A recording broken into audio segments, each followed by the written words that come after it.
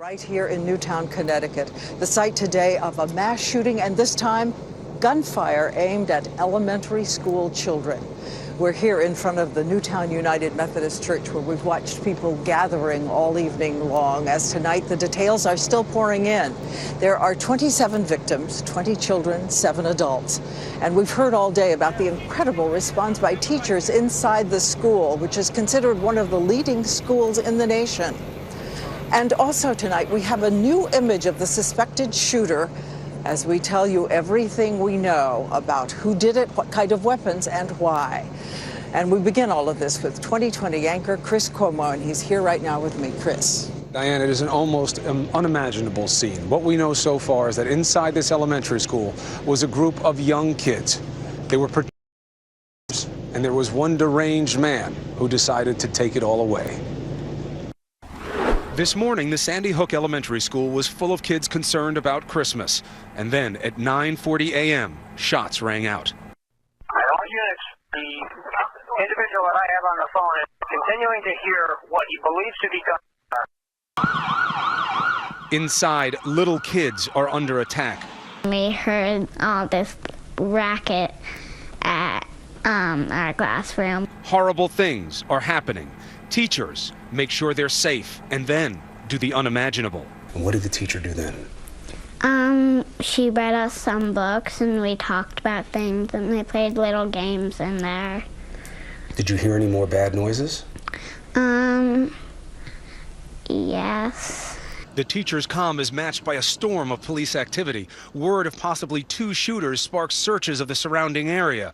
Children are rushed out of the school, single file, hands on shoulders, eyes squeezed shut. We got in the line and we had to close our eyes. How did you find your way out with your eyes closed? We all put our hands on other people's shoulders, and then our teacher held the first person's hand and she let us out. Chaos, complete chaos. Nobody knew where anyone was. It was a mob scene of children and police and adults. Ella's mom, Amy, and dozens of other families search for their kids as information starts to trickle in. I heard that children were taken out bloody. I'm very scared, worried about my son, worried about the other kids that I know here. It was terrifying. I'm still terrified. I think I'm still in shock about it all. I still don't know everything that happened. A situation that couldn't be any more terrifying. Kids at the mercy of a deranged gunman. And yet it keeps getting worse. Okay, these units in the school, I got bodies here. Among the dead, 20-year-old gunman Adam Lanza and his mother, who was a teacher's aide at the elementary school. He came with a bulletproof vest and 4 guns, including 2 semi-automatic handguns and possibly an assault rifle, say authorities. He killed so many of the kids she loved. It's a very, very difficult scene for the family members, for all the responding first responders. It's a tragedy. It's a tragic scene.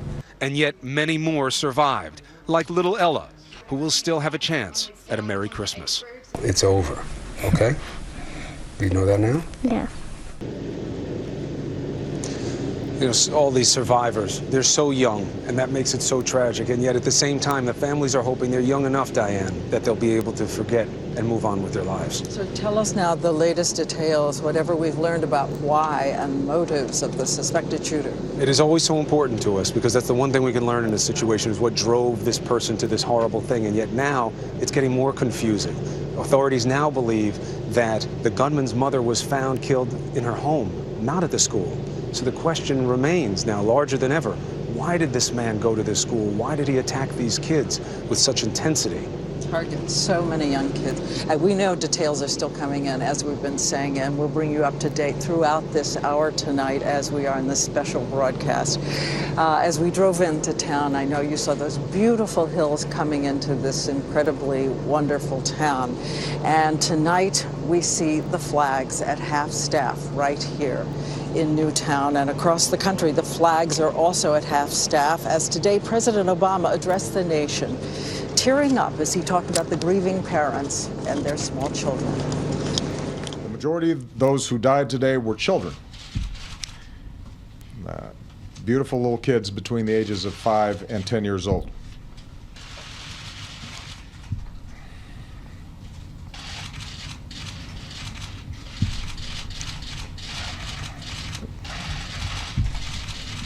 They had their entire lives ahead of them.